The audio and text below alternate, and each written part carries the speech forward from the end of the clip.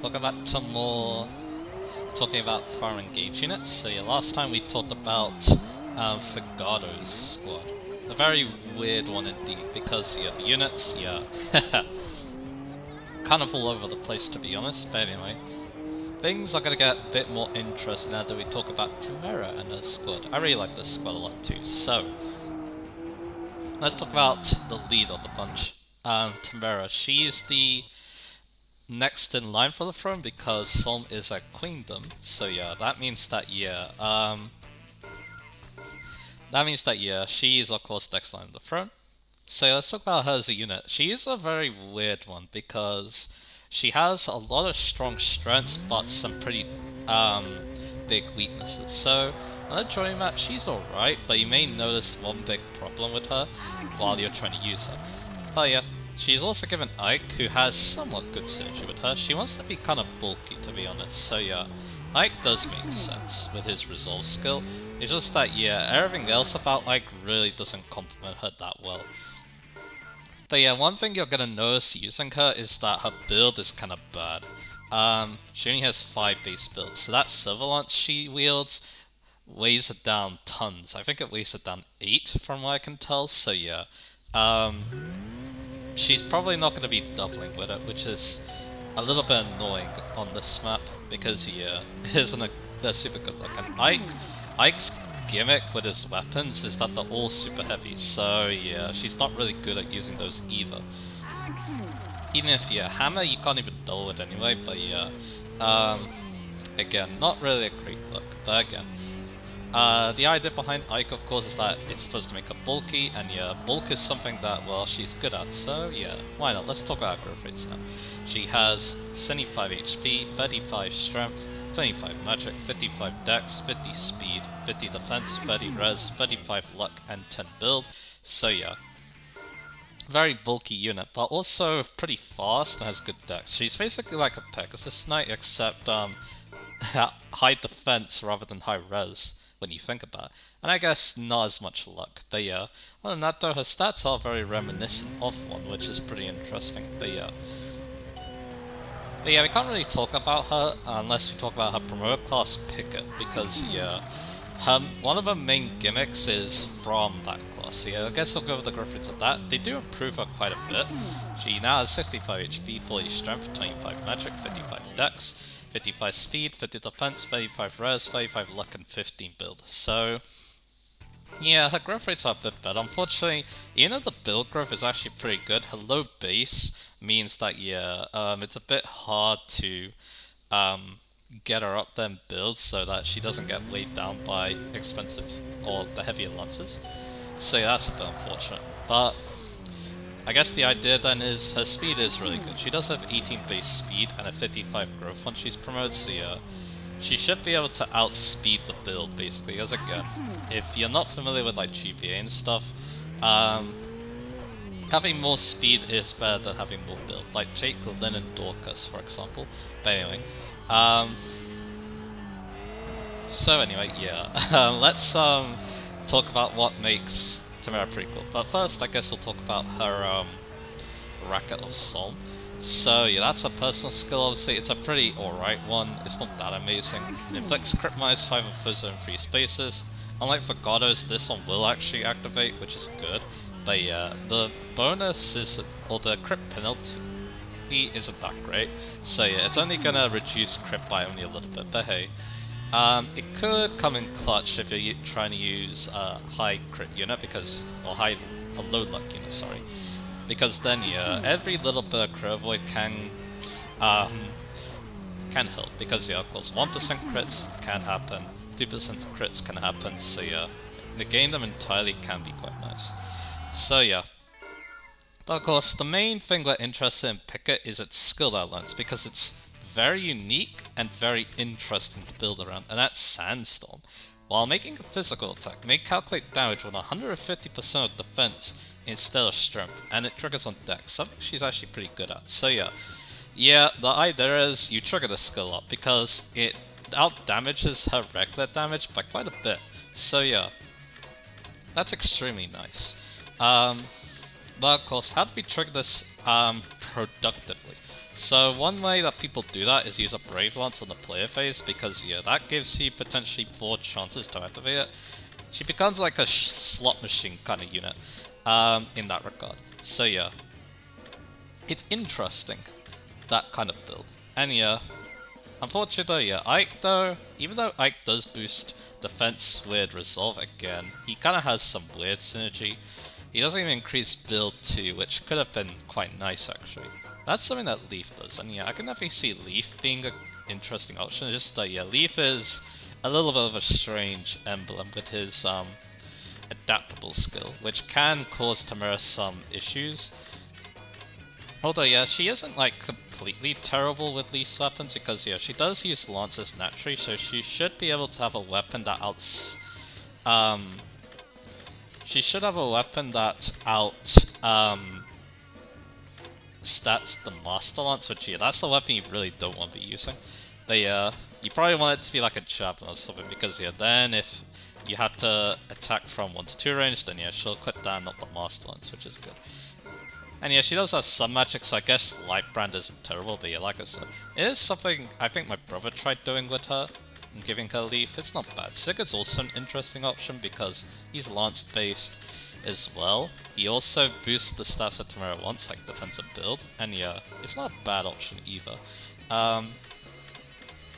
She can definitely make it work, but yeah, now with DLC though, I found a new option that was extremely fun to use actually, and that is Hector. So, Hector has 2 things that make Timerra pretty cool.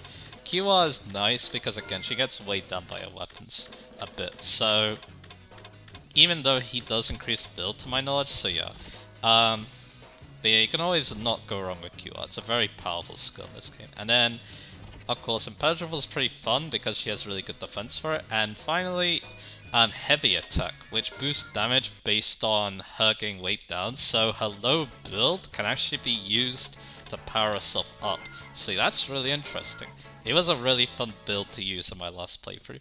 I really wanted to try her because the synergy looked really good, and yeah, it was a lot of fun. So yeah, I think, yeah, Hector was what, Hector's basically like what they wanted her to be like with Ike, but yeah, a lot more interesting in my opinion, and yeah, a little bit more easier to use as a result thanks to Heavy Attack and QR, so yeah.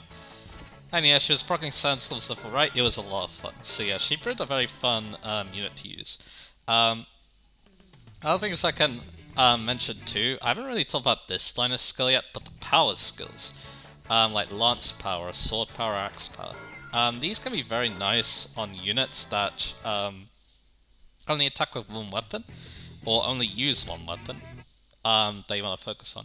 I like giving this to like mixed phase units because of course player phase units can use Lunar Brace instead, for example. So but yeah, someone like Timerra, who's kind of a mixed phase unit, and also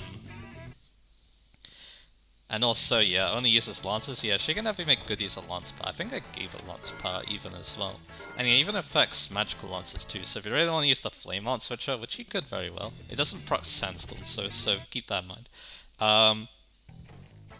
Then yeah, that becomes an interesting option for her.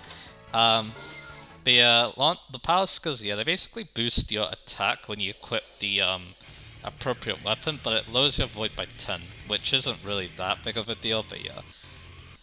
That's just something to keep in mind. So yeah, like I said, really fun unit this one. Extremely unique as well, and yeah, like I said, her gimmick is actually pretty fun to be honest. Like, covering all those sandstorms is actually really cool. And yeah, like I said, she did prove a pretty fun unit as a result, and yeah. I did have fun with like using the Brave Lances stuff with her, and all that. Yeah, I basically used how most people would. I guess for other classes too, she does have some decent growth rates. So yeah, you can definitely experiment with classes. Wyvern looks like a fun choice, for example. That also makes her kind of bulky too, but yeah. We won't be able to take advantage of the defense because of not having Sandstorm, but yeah, it sounds like a fun choice. But yeah, I think most of the time though you are going to be sticking with a class, especially because of how unique it is for her, so yeah. I think that's what's I think that's what most people are going to be doing, so yeah. So yeah, there's that. I don't really have much else to say as her as a unit. Yeah, she does have her issues. She is a very high investment unit, I feel like. So yeah, she's definitely going to need a little bit of help in that regard. But yeah, other than that though, she is pretty fun and unique, and yeah, that's what I like in a unit, even if they're not necessarily that really good. She's definitely not as powerful as the two other units she joins with, but yeah, again, she's pretty interesting. Because again, Sandstorm's really fun, and a class actually is pretty fun too. We haven't seen like Lance Infantry classes in a long time, so yeah. Like powerful Lance Infantry classes, because yeah, we did have like Soldier and Free House, for example, but yeah, that's an unpromoted class, so yeah. So yeah, there's that. Yeah, I don't really have much else to say about her as a unit, so yeah, let's go on to her character now. So yeah, she of course is going to be the next in line for the throne, so yeah, most of what she does is relegate to the Sonar, because after that, even though she is technically a main character, she really doesn't do much. She does chime in from time to time, but yeah, not like anything super interesting outside of Soul. But yeah, I did kind of mention this at the Fagado episode, but yeah, she's kind of testing the Divine Dragon to see how genuine they are on their mission to reclaim the rings back from illusion stuff. And yeah, she wanted to test them just to make sure that, you know, they were sincere. That's why like Fagado led the group to Timerra, who yeah, she was out killing some bandits in her own unique way, which yeah, we'll talk about that in the Alir support section. But yeah, that is a kind of a shame that yeah, outside of Soul she doesn't get to do much, because her character is really fun. She's of course a very free spirit like her brother, but also you know, super like cheerful and stuff. She's like yeah, a little ball of sunshine is why I've heard her be described, and yeah, it definitely fits quite well. And I do like characters like that a lot. Shanna, who's my favorite unit, is also very much like that as well. So yeah, so there's that. So yeah, I guess yeah, like I said, she doesn't get to do much outside that. Like I said, she does chime in from time to time after the Soul arc is done. But yeah, like I said, there isn't like anything super major. Like yeah, kinda, I guess it does make sense because the next part of the plot basically revolves around Ivy, kind of. So yeah, I guess it makes sense that she's getting most of the spotlight and not Timerra. So yeah. Oh well, it is what it is. That these things happen, and yeah, it does come. I guess it does make sense considering that she does join kind of late as well compared to She does join kind of like late when compared to, you know, the other royals, so yeah. That lack of screen time does affect her kind of badly, so yeah. So yeah. But she does have supports though, and they are really nice. I don't really actually talk about the Fagado support, which I probably should have, but it's a good one. Basically, yeah, Timerra wants Fagado to be with her more. Probably because, yeah, maybe, I think it is because she's a little bit worried about it. She doesn't really show it, but yeah. It would make sense in my mind. Yeah, it's another nice sibling relationship. Yeah, it's just that, yeah, again, I feel like she is a little bit worried about him, so yeah. We'll go on to the comedic side first, yeah. With the other roles, she gets up to some antics. Bad singing, yeah, one of her gimmicks is, well, bad singing. Like I kind of mentioned that, so... Yeah. She makes Diamant sing badly, she makes Ivy sing badly, yeah. Yeah. Not much else other than that. They're pretty comedic supports, but hey. Again, it does show just how, like, lively and... lively of a person she is, so yeah, I don't mind that much, to be honest. It's pretty fun stuff, so yeah. But yeah, we'll go on to the list support now, which is another one I remember quite well, because, yeah, it's quite important. So yeah, I'll probably talk about her retainer support when we actually talk about the retainers, because yeah, I feel like it ties into them better, so yeah, that's probably what I'm going to do. Anyways, so yeah, let's talk about the Alir support. So basically, Alir support, they go out to eat some food, but yeah, as it turns out though, she's actually trying to attract some bandits, because yeah, she basically, yeah, her camping and stuff does have quite a purpose, and eating outside and stuff. Yeah, the purpose is that, yeah, lures up bandits so she can kill them and protect the country, because yeah, again, being the next in line with the throne, she really does care about her country, so yeah, she's gonna do all she can to help protect it against like bandits and stuff. So yeah, of course, yeah, it might make things harder for her when she's not able to, you know, freely explore outside the castle when she does become a the actual queen. But yeah, again, she is doing her part. She definitely is like living up to her lineage. So yeah, there's that. Trying to think of what other supports there are that are interesting to her, because yeah, again, I'll talk about her relationship with her retainers in a little bit. But yeah, there's one last support that comes to mind with her, because it's actually a pretty interesting one. That's actually a DLC character, Nell.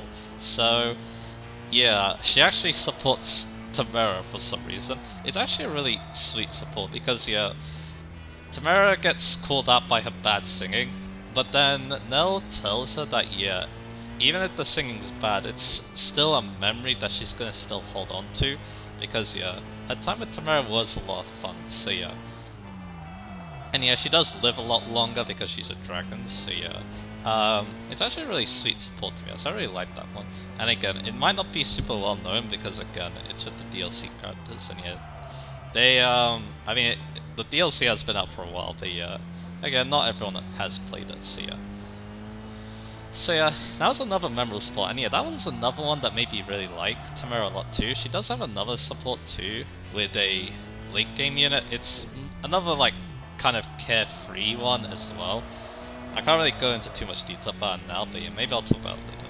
But yeah, so that's really it, to be honest. Yeah, like I said, I do like her in supports, to be honest. She does really shine there, whether she's being more of a comedic unit with the other royals, or yeah, actually showing more of a serious side like this spot, for example.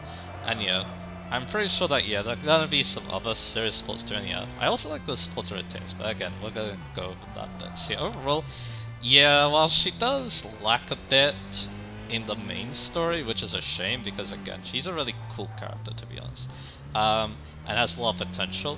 At least, yeah, she's a very fun and unique unit, even if not like a super great one, because she is reliant on procs of that dex stat, so you need to be a bit careful with that. Of course, yeah, boosting a dex could be interesting. You could consider that. But again, yeah, the builds that I mentioned, yeah, those are the ones that really come to mind that make good use of her strength as a picket. So yeah, but yeah, like I said, very funny unit, and yeah, she does really shine supports too. She's got a lot of good ones, to be honest. So yeah, I definitely quite like her because of that. So yeah, so yeah, I think that's enough for Timerra. Let's move on to our retainers now. Yeah, I got a lot of good things to say about these units. So yeah, let's move on to that. Let's move on to Timerra now. So Timerra is our first unit to showcase the new Wolf Knight class. Her turn level is 15. That's the lowest she promoted basically, and yeah, she's a level 1 Wolf Knight. So yeah, this new class is one of the promotions for Cavalier. It uses daggers and then another weapon type. In her case, she decided to go with swords, B-rank swords, because yeah, she does have the dagger proficiency, so she has S-rank in that. So Timerra, well not Timerra, Merrin, she is comparable to Kagetsu. She also has extremely good base stats. A good 15 strength, 10 magic, and 21 speed are a very good offensive build. Her other stats are also actually pretty good too. 36 HP, 12 defense, and 12 res means that yeah, she's pretty bulky and resilient. So yeah, of course yeah, if you do throw into a lot of enemies, yeah, you need to be a little careful. But yeah, and yeah, 14 like a 9 build around things out quite nicely, and 21 dex as well, so she's pretty accurate, which is very nice. So yeah, she's definitely, yeah, again, she definitely has extremely good base stats, so yeah. And again, like I said, being comparable to Kagetsu is definitely not a bad thing at all, so yeah. She's definitely got that going for it. She even has a pretty good starting inventory, starting with a silver dagger, and yeah, you can start forging it up, and yeah, watch it become quite a terror. One thing I had done in some playthroughs is give it the Lucina engrave, and then yeah, she is extremely evasive and extremely annoying to hit, which is nice with her high movement. So yeah, let's talk about personal skill now, and then I'll talk about growth rates. So, Knightly Escort is the personal skill we're talking about here. This one's a pretty interesting one actually, I quite like it. When 2 or more female allies have been 2 spaces, she grants hit and avoid +5 to unit and those allies. So yeah, of course this has good synergy with her boss Timerra and then her buddy Timerra. But of course, yeah, if you're using a lot of female units, which actually I was in my first playthrough, the only male units I had in my squad were Clan, Rosado, and Seedle. Everyone else is a female unit, so yeah, this skill actually got a lot of use. And yeah, another good use for it too is with Bondage Shield, because yeah, she can be the one using the Bondage Shield with Lucina, and then yeah, she can give basically free Hidden Avoid plus 5 to the other units, and also she gets it too, which is very good for the Bondage Shield build.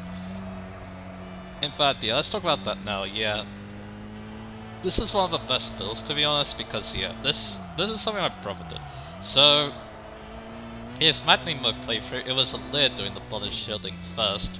He made Lear a Wyvern, obviously, because yeah, he was using the flying Bondage Shield, and yeah, that worked out really well, because again, Lear has a good passive skill with that. But then, once Lear got the super power up at the end of the game, or he was preparing for it, one of those two things, he decided to make Merrin the Bondage Shield unit instead, and yeah, that worked out really well, because again, Nightly Escort's good, the dual support skill that Lucina has also works really well with it too, and she even supports Kagetsu, so yeah, she can power him up as well, or take advantage of that with dual supports, so yeah, extremely nice. Yeah, she's a very good unit for the Bondage Shield strategy, so yeah. And yeah, it's kind of weird that we talk about a reclassing option and endless Uncollation Rate, but yeah, again, it does show how versatile she is thanks to her base stats. Although yeah, this time though, it's not like a Getsu where she's kind of held down by a class. The class is still really good, so yeah, you can definitely make some interesting build combinations with it. So let's go ahead and talk about her growth rates now. As a Wolf Knight, she has 65 HP, 30 Strength, 25 Magic, 55 Dex, 70 Speed, 35 Defense, 50 Res, 45 Luck into build. So stats are very comparable, or not very comparable. Her growths, they follow the classes basically, so yeah, she has lots of speed, like lots of dex, some good magic even too, some good res. But of course she does suffer a little bit in terms of strength, but yeah, with a good 15 base strength and also the large power of the daggers that you can also forge too, yeah, she does make up for it, so that's nice. But again, yeah, you may want to consider boosting her damage up by a bit. We'll go over some nice builds. I think my favorite build with her is the Sigurd one. So yeah, of course, Sigurd combos very well with any cav unit, and yeah, she's no exception. She gets tons of movement from him. She gets the free Kanto, which yeah, that was really useful for my build. I think I went both Speed Taker and Lunar Brace eventually. So yeah, I think that's the build I decided to go with in my first playthrough, and yeah, that was a really fun one. Her damage is really good. She's a very good use of the Lunar Brace as well, because yeah, again, she does appreciate any extra damage she can get, so yeah. And yeah, I guess another thing to remember too, she does use swords. You're not going to use them too much outside of the 11th sword actually, because if you look at magic, yeah, she has a very good 10 base magic, so yeah, she can definitely make use of those. And yeah, they can be potentially very useful against those annoying kind of enemies, so yeah. It's definitely got its place on her build, so yeah. And yeah, I kind of said this earlier, but yeah, she's kind of like the pre-promo version of Yunaka, especially if you make Yunaka your Wolf Knight playthrough. She is very similar in that regard, because they kind of focus on similar stats, so yeah, in terms of growth. But of course, she has extremely good base stats. Merrin does, so yeah. So yeah, there's that. Yeah, like I said, being comparable to Getsu is definitely a very good thing, so yeah, she's definitely considered one of the best units, and yeah, she's also pretty good reclass as well, if you need to. I'm not so sure what other like emblems I really like on her. It probably does depend on build. Like for example, she does have the Knight proficiency, so you could go Thief with her if you want as well, and then you could use Koran that way as well. Another cool thing about Sigurd 2 and Kanto is that the class skill for Wolf Knight is Hobble, which lowers the movement of the target if they live. And then you can like Kanto away from them and not have to worry about them reaching you. It's a very cool build. And again, shows just how effective she is in Sigurd. So yeah. Okay, I don't really have much else to say other than yeah. Again, that's the Sigurd build's my favorite, the Wolf Knight. Of course, you can also try Erica too, because again, she does like the Lunar Brace. So it's another good option as well. And yeah, you could also, there isn't a Brave Dagger unfortunately, that would have been pretty cool, but yeah, she could try using, um, it's probably better when she's reclassing us, because yeah, she can't use Brave weapons, which yeah, Erica is pretty cool with those, but yeah, the daggers still are pretty cool, so yeah, that's still nice. High crit builds could be fun too, because again, you could try using the Pressure Guards, which is actually a pretty good high crit weapon, so yeah, you could play with Wrath. It's a pretty good strategy that my brother also played in Maddie mode. He likes to go for crits a lot. Like, he had like a lot of killer weapons, he had some use of Wrath, so yeah, she could probably do that as well. Yeah, she is pretty versatile, so she can do a lot of good things. In fact, yeah, I'm also reminded of the time, I think it was the last playthrough he did, he used, or it was when he did the DLC.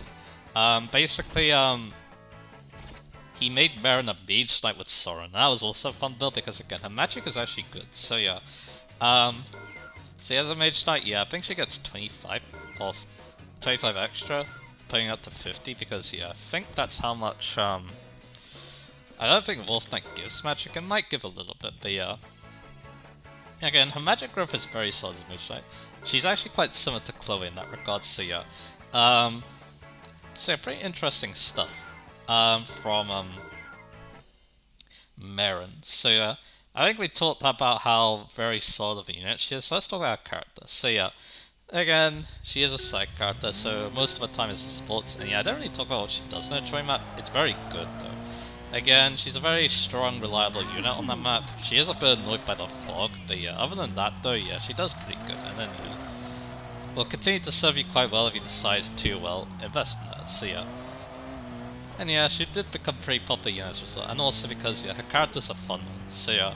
Her backstory is real in the Timerra support. Basically, yeah, she's basically next in line for the, being the chieftain of her village, but then she decided that she wanted to do her own thing. So that's when she found Timerra, and then, yeah, they started to work as, that's when she started to get to work, because yeah, I think it's also a dream to become a raw knight for some as well, so yeah. That's another reason why she wanted to be with Timerra, so yeah. See, there's that. It's pretty interesting stuff, but yeah, one thing about her is that she has a love of animals, rare critters to be specific, so yeah. One of the things that comes to mind are dragons. She gets pretty giddy when dragons come on screen, like with Liv, for example, and Inaka support. Inaka has like a dragon figurine, and then yeah, she goes crazy over it. So yeah, she's pretty interested in those, and yeah, she does like her animals a lot too. It's revealed in a couple of spots too, like the Rosado one, a pretty comedic one. Yeah, she really loves it when Rosado showed a very cute animal. I think it was in a pink, but yeah. And then the Brunei support, yeah, even though it was a misunderstanding, she really dug into Brunei because she thought that he was using a rare critter for the ingredients, but yeah, again, it was a big misunderstanding, so yeah. But yeah, they go over it. It's actually a pretty good support too, because yeah, Brunei reveals to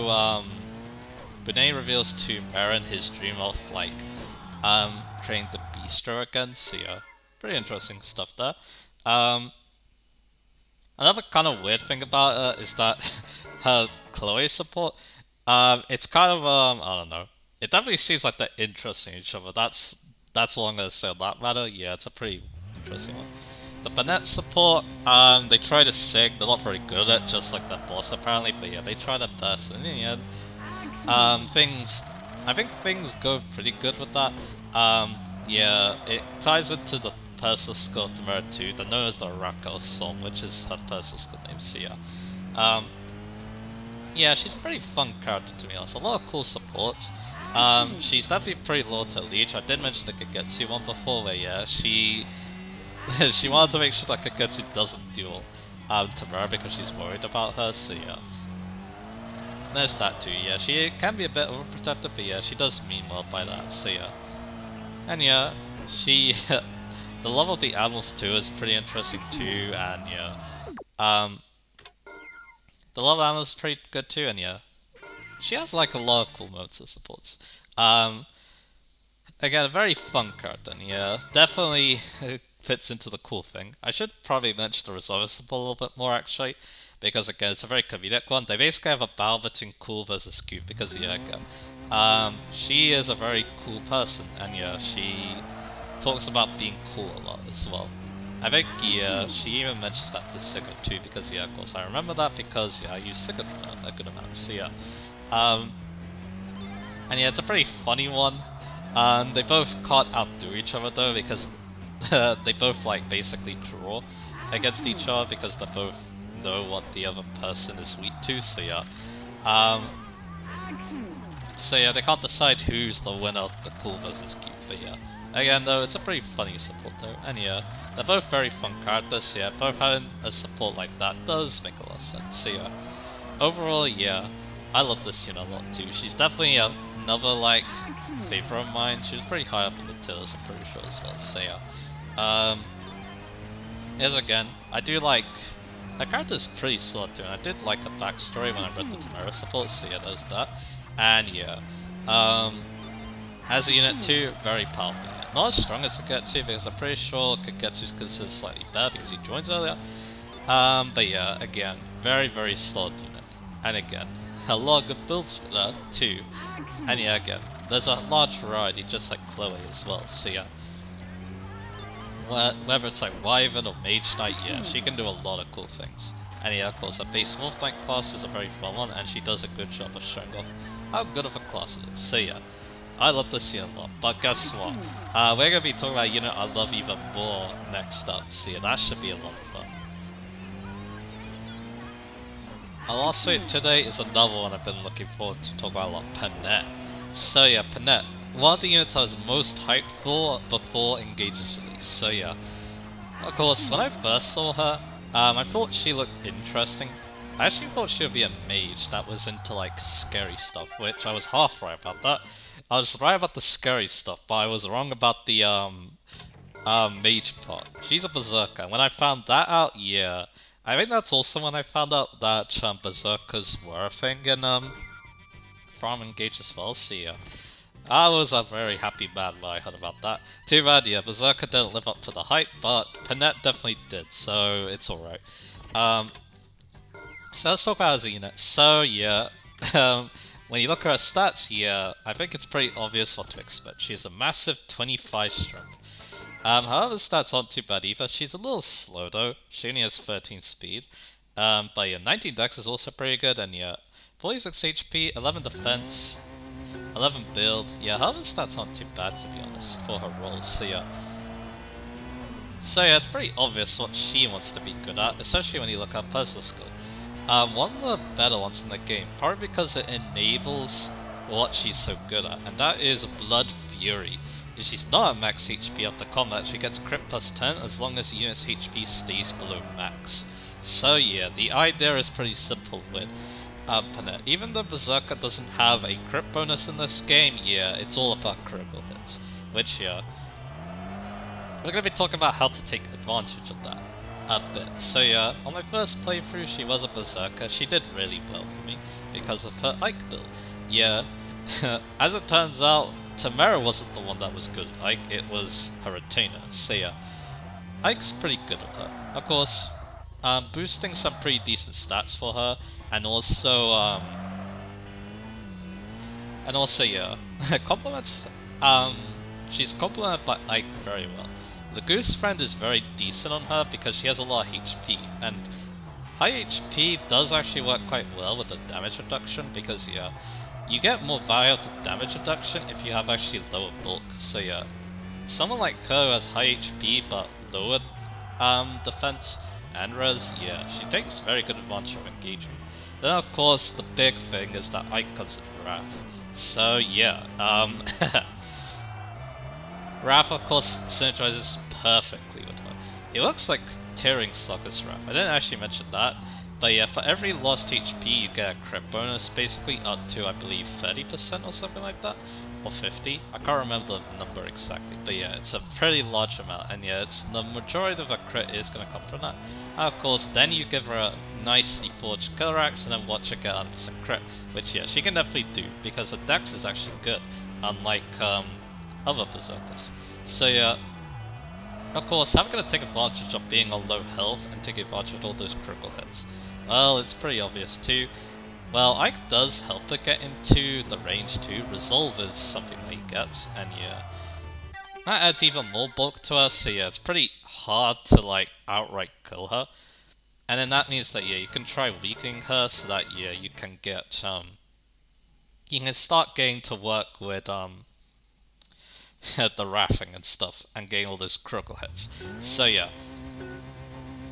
But of course, yeah, another piece of the puzzle is Vantage. Of course, if you have Vantage going, then yeah, you can crit the enemy before they even have a chance to do anything. And yeah, if you're familiar with free houses, you'll know that one of the best ways to beat free houses, as your moon only, is Dimitri. Because Dimitri has the Battalion Wrath and Battalion Vantage build. Which yeah, that basically cleans up everything. With counterattack. So yeah. That's something that he's very good at. And yeah, Panette can also do something kind of similar, except for the counterattack part. But getting to do something about that. Normally, I forge a Tomahawk with the Linen Grave. That does a decent job of being able to counterattack from range, but there's better ways to do it, which we'll talk about later. But anyway, yep. Like, even as a Berserk, which isn't even a good class, this build teared up so much. Yeah, Wrath Advantage works still really good in this game, so yeah. And of course, she teared things up because again, her growth rates are really well suited for this role. Let's go with Berserker growth rates now. 105 HP, 75 strength, 10 magic, 45 dex, 35 speed, 35 defense, 15 res, 20 luck, and 25 build. Yup, it's what she says on the tin basically. Tons of strength, and tons of HP, and not much else. Build is good though, thanks to Berserker as well. But yeah, the dex isn't bad though, the speed is a little bit annoyingly low, but yeah, again, with this kind of build, her speed doesn't really matter, so that's good. And yeah, one final piece of the puzzle with Ike is, of course, Great Ether, another pretty cool skill for her to use as well. Increasing her bulk further when she uses it, and yeah, she should be able to do tons of damage, with a Great Axe, for example. With the Great Ether, because again, you want the highest might possible, and yeah, with a high strength and a Great Axe, yeah, she's going to be doing tons of damage with Great Ether. So yeah, that's another great thing that she can do with Ike, and yeah, I highly recommend it, outside of, you know, the advantage of wrathing, so yeah. So I quite like that, I quite like using that with her a lot, but yeah. How can we improve this build further though? Because yeah, there are ways, and that's of course reclassing her. So yeah, while Berserker is an extremely fun class, and I do like what it does, in this game, yeah, its stat caps just don't keep up. So we're going to need to do something about that. So let's take her a Warrior instead. With Warrior, she has 100 HP, 65 strength, 10 magic, 50 dex, 40 speed, 40 defense, 20 res, 20 luck, and 20 build. She's a bit more well-rounded now, and she might actually be able to do some funny things with doubling enemies, but yeah, again, she doesn't need it too much, so yeah. So yeah, the idea here is pretty simple too. Now, you also have the option for a killer bow too. That can also be used to get lots of critical hits as well with, well, Vantage of Wrath. But yeah, there's a pretty nutty build though you can do with her that makes the Vantage of Wrath even more reliable. But yeah, before that though, of course, you probably want to think about what other skills you want to use on it. I normally just use Kanto for convenience because you can obviously go Axe Power to make it do even more damage. There's Holdout to get into Vantage range. If you're using Ike, I feel like you don't need it that much. But yeah, it is something worth considering because again, it has good synergy with Wrath Vantage. And then finally, Reprisal is now a thing too. Of course, yeah, that's probably better than Axe Power, especially on this build. So yeah. Yeah.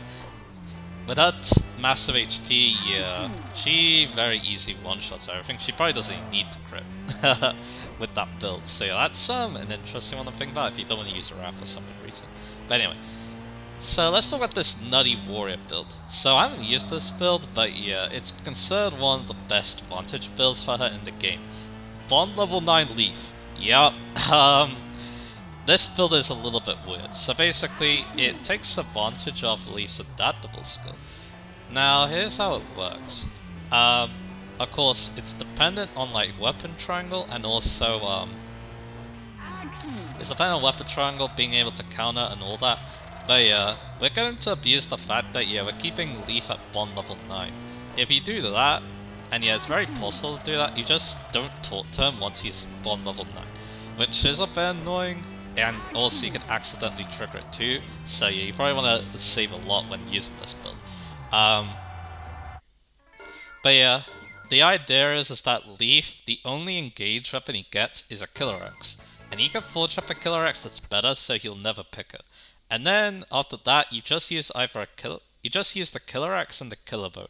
And then what happens is that the Adaptable will choose the Killer Axe at 1 range, and then at 2 range, it will choose the Killer Bow. So yeah, pretty much all the time, she's gonna have 100% crit and kill the enemies. So yeah, that's the most reliable advantage build in the game. And yeah. Now here's the thing. One thing I've also heard about Panette as well is that she's considered the best unit in the game actually. So yeah, of course the reason is because of a raw vantage build. Very similar to Dimitri in that regard, because yeah, Dimitri is also considered really good because of the Timerra advantage. So yeah, I can definitely see that, because again, this build, especially the bomb level 9 Leaf build, yeah, it's a pretty good one for clearing out Madly mode obviously because of how reliable it is. Of course, outside of adaptable, yeah, you might need to get a little bit creative, but yeah, that's okay. Of course, lowering her HP down can be a little bit annoying. You'll have advantage, but I believe it's only the level 1 version, so you need to be under 25. So you might want to consider holdout for that build. But yeah, considering how reliable the critical hit rates are going to be with her with that build, yeah, you probably don't need much else, so yeah. So that's a pretty easy way to beat Madly mode as well. Yeah, there's actually a lot of ways to beat Madly mode in this game because of how well designed this game is, so yeah. And again, yeah, Panette can be one of those units. So yeah. Other classes, yeah, she can definitely try other classes too. Now, here's the weird thing about her. She's like one of the few units who has a weird proficiency. So, she already has the S rank of axes. Normally, a unit like her would actually have the blue proficiency axe, but for some reason, she actually has dagger blue proficiency. Probably tie into a backstory. She was kind of a rogue before Timerra took her in, basically. So yeah, so one fun thing I decided to do this is use a Wolf Knight build because again, it kind of balances out his stats once again. And again, I just focus on Crocolids because again, that's something that she's really good at. And yeah, the weapons aren't too bad because again, Peshkots is a pretty interesting one with her too. But yeah, I mainly use the Killer Axe because the Axe Wolf Knight animations are very nice looking. I really like what those look like. So yeah, it was a very fun build that I used with her. I think it was Sigurd and I gave her Speed, Taker and Wrath as the other skills. So yeah. Again, I do like Sigurd for freeing up the Kanto, so I can try 2 other pretty powerful skills. So yeah, I like that build a lot too. I'm also considering using her with Wyvern and Lyn. It's pretty similar to what my brother does on Madly mode with some of his units. Like with Diamant, for example, when he played Madly mode, he basically gave him Wrath and a nice Killer Axe, and then yeah, used that to basically curl up enemies. Panette, of course, is really well built for something like that, so yeah. Then of course, yeah, she isn't beholden to using axes that build because, yeah, again, she doesn't have the blue proficiency in axe, so she can use lances or swords if she really wants as well. But yeah, I probably will keep her with the axes because, again, that's what she's known for. And killer axes, of course, are pretty good, so yeah. For Crowingwood. Because there's another funny thing you can do, but this is DLC. If you enchant a killer axe, I don't know if this works with other killer weapons, it probably does. It gets a crit bonus for everything on the map with the enchanter class, so yeah, again, that's another way to easily get over 100 crit with her, so yeah. Yeah, a lot of fun. there's a lot with Panette that makes her just a great unit at just critting everything, and yeah. Even though she isn't as fast and aggressive as someone like Dart, she still has that Berserker blood in her with the high critical hit rates. Because yeah, it was pretty fun having that 30 crit bonus in FE6, for example. That was one reason why I really loved Gonzalez, so yeah. In that game a lot, but yeah. She is definitely one of my favorite Berserkers because again, her builds are not only fun, but they're also good too. Like, yeah, Largo also has a pretty good Wrath Vantage build, but I don't think he's that good when compared to, like, other units in that game, especially because he is a foot unit, so yeah. But yeah, Panette though, yeah, she's easily one of the strongest units in the game, and definitely one worth considering with that Wrath Vantage build, so yeah. Amazing unit. I could sing her praises for a very, very long time. And yeah, I guess we haven't even talked about her character yet, so let's go with the backstory. So yeah, it's revealed in the Pandora support. So yeah, She decided to run away from home because, yeah, she couldn't deal with how corrupt her family was. While Pedro decided to, still be a holy man like his parents and work in the church, she decided to do her own thing. So yeah, at first she was basically a rogue, and then yeah, Timerra took her. And this is like the main thing they talk about. Timerra basically talks about what Panette used to be like, and yeah, she gets a little bit embarrassed by it. But yeah, even though yeah, it is a part of her, yeah, she does prefer her new self because yeah, she's trying to act very polite and stuff. She's actually very similar to Charlotte from Fates. Although her reason for doing so is a bit different. Charlotte, of course, she acts like a normal girl basically, one that looks more like womanly, I guess. It's basically because yeah, she wants to marry a nice rich husband. But of course in Baldo she's completely different. She's an extremely brutal person, I guess, and speaks in a much more rough manner. And yeah, very fits the berserker class that she's known for. So yeah, you can also see that in crit quotes too. And yeah, Panette's pretty similar. She wants to seem like this pretty polite looking knight, but yeah, in battle, yeah, she starts talking in the way she used to, which yeah, sounds more like a thug speaking, and also sounds more like a thug speaking. Yeah, it's pretty rough, like Charlotte too. And yeah, we'll talk about that too. So yeah, yeah, like I said, I do like that Timerra support too. Again, it reveals a backstory in a pretty interesting light too. I mean, the Pandro support does more of it too. Their support's pretty good with it too as well. I also really like that too. But anyway, yeah, like I said, I don't even have much else to say with the Timerra support. Again, it's a really good one between the two. She even calls Timerra boss too, which my favorite unit and second favorite unit in Shanna, and then Mia also call people boss. So yeah, I think I'm starting to see a pattern. But anyway, I mean, actually, no, Shanna says chief instead, but yeah, I guess, again, a weird common trend going on, but anyway, anyway, what other sports should we talk about? So yeah, again, I said the Pandora sport's really good. It ties into the little one too. Basically, even though she hates her family, she still wants to know what's up with her parents, so yeah, she gets a detective to look into that, and yeah, it's mentioned in the Allure support. And yeah, I don't know if they actually... I think they don't find them. They're probably dead. So yeah. But again, she just wants to know for herself, basically. And yeah, like I said, an Allure is there to help her out, basically. So yeah, I quite like that. It's a very good support. Yeah,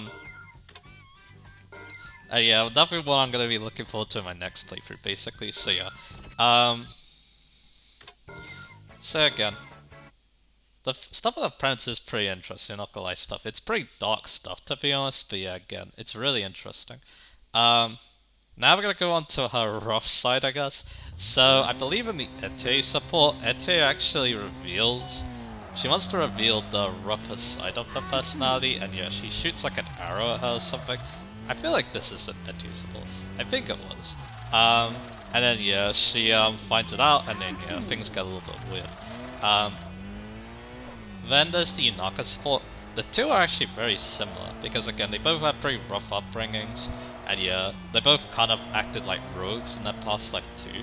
And yeah, there's another similarity to them too. When I talked about Inaka, I said that her crit quotes and engage quotes, she uses a different voice. It's actually the same with Panette. She uses a more rougher voice when she gets a critical hit or uses an engage attack, so yeah. Pretty cool stuff. I like that a lot. So yeah. So again, yeah, but that's really cool for that. And yeah, the two, yeah, they understand each other by the end of the spot. They even help each other out, take out some bandits. And yeah, it also leads to a very famous line of Panette's, one that a lot of people like, where she says that she's gonna turn the bandits in testing into out testings. Yeah, great stuff. Anyway, tie on to this, tie on to other aspect of her style, yeah, let's talk about the clothing. Ray supports. In the Golden Ray support, she wants to try and be more refined. Yeah, it takes a little bit of work. She doesn't chop up the food very well in that support, and yeah. Although she does try her best with Golden Ray. And yeah, Golden Ray, I guess, yeah, she's probably pretty happy to help someone out because, you know, she likes herself, so yeah. Yeah. Anyway, says that. She also likes ghosts. So she goes on a trip with Ivy to a haunted place, and yeah, Ivy can't stand it, so she runs.